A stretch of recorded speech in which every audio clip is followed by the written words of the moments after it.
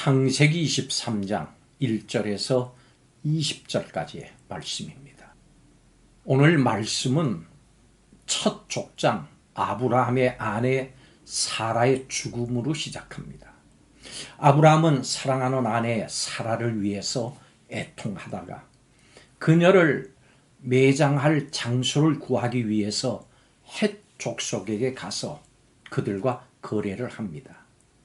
헷 족속의 땅에 속한 막벨라 굴의 아내 사라를 장사 지내고 싶었기 때문입니다. 아브라함은 그 굴을 매입하려고 헷 족속에게로 갔습니다. 아브라함은 거저 주겠다고 하는 이 헷 족속의 호의를 거절을 하고 정당한 대가를 지불하고 막벨라 굴을 소유하려고 하는 의지를 보였습니다. 그리고 결국에는 시세보다도 더 많은 돈을 주고 마물의 앞 막벨라 굴이 있는 에브론의 밭을 구입을 했습니다. 그 밭은 물론이고 거기에 속한 굴 그리고 그 밭과 그 주위에 모든 나무를 구입했습니다.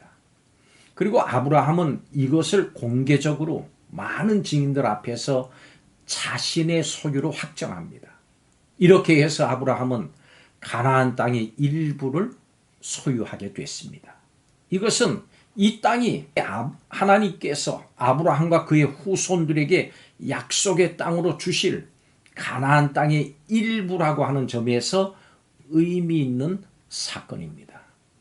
이 일은 하나님의 약속이 이제 성취되기 시작했다고 하는 것을 보여줍니다. 아브라함이 그 후손들이 장차 거할 가나안 땅을 사들였던 것처럼 장차 약속의 땅에 거할 우리 성도들은 이 땅에서 어떻게 살아야 할까요? 오늘 말씀에 나오는 아브라함의 모습을 통해서 그 답을 찾아보겠습니다. 첫째로 약속의 땅을 바라보면서 살아야 합니다. 예수 그리스도를 믿어서 아브라함의 자손이 된 사람들은 장차 거하게 될 새 하늘과 새 땅을 바라봅니다. 히브리서 11장 10절은 아브라함도 하나님이 계획하시고 지으실 터가 있는 성을 바라봤다라고 말합니다. 하나님께서 약속하신 땅은 이 땅에서 성취될 수 없습니다. 하나님의 약속을 믿는 사람들은 하늘에 있는 더 나은 본향을 사모하면서 이 땅을 살아가야 합니다. 여러분은 주님의 재림과 부활과 천국을 얼마만큼 소망하고 있습니까? 우리 모두는 그것을 간절하게 소망해야 합니다. 그래야 이 땅에서의 삶을 그저 나그네 삶으로 인식을 하고 살아갈 수가 있습니다. 위의 것을 생각하고 땅의 것을 생각하지 말아야 합니다.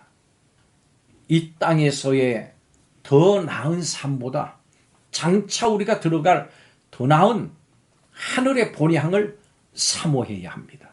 그리고 약속의 땅에 당연히 들어갈 것이라고 생각하지 말고 자신의 믿음을 철저하게 진단해 봐야 합니다. 이 땅에서의 유한한 삶은 새하늘과 새 땅에서의 무한한 삶을 준비하는 기간입니다. 우리는 이 기간 동안 성공적인 삶을 살아야 합니다. 두 번째로 세상을 역행하면서 살아야 합니다. 새하늘과 새 땅에 아무나 거할 수는 없습니다. 오직 예수 그리스도를 믿어서 물과 성령으로 거듭나서 아브라함의 자손이 된 사람만이 거할 수 있습니다. 에브론은 아브라함에게 사라를 장사 지낼 땅을 거저 주려고 했습니다. 그렇지만 아브라함은 정중하게 거절합니다. 만일 아브라함이 무상으로 그 땅을 받았다면 그 후손들이 뒤섞이거나 그 땅의 소유권을 놓고 큰 갈등을 빚었을 겁니다. 에브론이 주는 땅도 받고 하나님이 주시는 땅도 받으려고 해서는 안 됩니다. 우리는 하나님이 주실 약속의 땅을 바라보면서 에브론이 주는 땅을 단호하게 거절할 수 있어야 합니다. 우리는 세상을 변혁시켜야 할 사명이 있습니다. 그렇기 때문에 우리는 세상에 뒤섞이고 동화돼서는 안 됩니다. 아브라함이 소돔왕의 분깃을 거절하고 에브론이 주는 땅을 거절했듯이, 또 다니엘과 그의 친구들이 왕의 진미와 포도주를 먹기를 거절했듯이, 우리는 세상의 것을 과감하게 거절할 수 있어야 합니다. 우리는 세상과 철저하게 구별된 삶을 살아야 합니다. 세상을 역행하지 않고 변혁시키려고 하다가는 그냥 동화되기 쉽습니다. 하나님을 의지하면 얼마든지 세상을 역행할 수 있는 능력을 얻습니다. 이 삶이 비록 험하고 고될지라도 이 길만이 살 길이요, 산 길이요, 생명의 길입니다. 마지막 세 번째로 비용을 지불해야 합니다. 누가복음 14장 28절에서 예수님께서 이렇게 말씀하셨습니다. 너희 중에 누가 망대를 세우고자 할진대 자기의 가진 것이 준공하기까지 족할는지 먼저 앉아서 그 비용을 계산하지 아니하겠느냐? 그렇습니다. 아브라함이 약속의 땅을 소유하기 위해서 거대한 액수를 지불한 것처럼 우리도 그래야 합니다. 마태복음 13장 44절의 말씀처럼 천국은 마치 밭에 감춰진 보화와 같아서 그 보화를 발견한 사람은 자기의 소유를 다 팔아서 그 밭을 구입합니다. 우리는 이 땅에서 하나님이 주실 약속의 땅을 미리 구입하고 그 땅을 내 것으로 확정해 놓아야 합니다. 그러니 약속의 땅에 이르기까지 고난받는 것을 당연하게 여기십시오. 여러분은 하나님 나라에 들어가기 위해서 어떤 고난을 겪고 있습니까?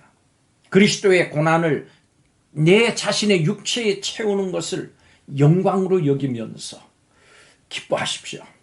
즐거워하십시오. 성도에게 있어서 고난은 선택이 아니고 필수입니다.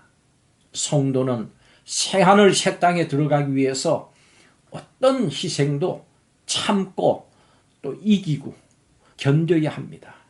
이 땅에서 받는 고난은 장차 우리에게 나타날 영광과 좋게 비교할 수 없습니다. 믿음은 반드시 희생과 헌신으로 증명돼야 합니다. 여러분은 하나님께서 주시는 약속의 땅에 들어갈 것을 확신합니까? 그렇다면 남은 생애 동안 무엇으로 그 믿음을 증명하겠습니까?